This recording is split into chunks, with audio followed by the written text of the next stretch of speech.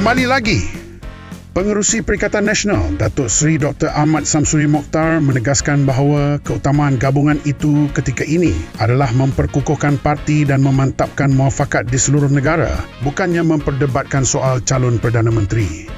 Beliau berkata demikian sebagai menjawab isu mengenai kenyataan Muhyiddin Yassin yang menyebut bahawa Dr. Sam adalah pengerusi PN dan bukan calon PM. Menurut Samsuri, fokus utama ketika ini adalah memastikan jentera dan kesepaduan dalam Perikatan Nasional diperkukuh bagi menghadapi pilihan raya dengan lebih bersedia. Siapa pun calon, keutamaan kita sekarang adalah memperkukuhkan Perikatan Nasional dan memantapkan muafakat seluruh negara demi menghadapi pilihan raya dengan lebih bersedia, katanya. Pada masa sama, beliau turut menegaskan bahawa Muhyiddin sendiri bukan lagi calon Perdana Menteri. Maka, persoalan mengenai siapa calon PM tidak perlu ditimbulkan. Sementara itu, penganalisis politik Prof. Dr. Ahmad Fauzi Abdul Hamid menyifatkan dakwaan bahawa Hamzah Zainuddin melakukan pengkhianatan terhadap Bersatu adalah tidak tepat.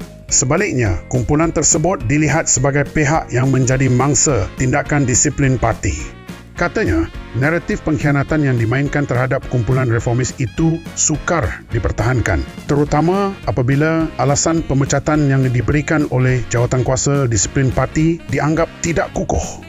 Hamzah sendiri telah memprotes kerana beliau tidak dimaklumkan secara jelas mengenai tuduhan yang dikenakan terhadapnya. Dalam keadaan begitu, sukar untuk melabel seseorang sebagai pengkhianat, katanya.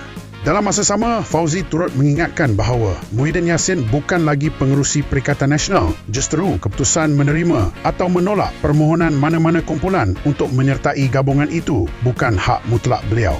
Ramai berpendapat, kenyataan-kenyataan Muhyiddin ketika ini tidak banyak membantu memulihkan imej beliau dan Bersatu yang telah rosak kerana keputusan politik yang beliau ambil.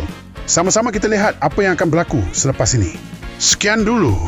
Jangan lupa subscribe, like dan share Politico.my.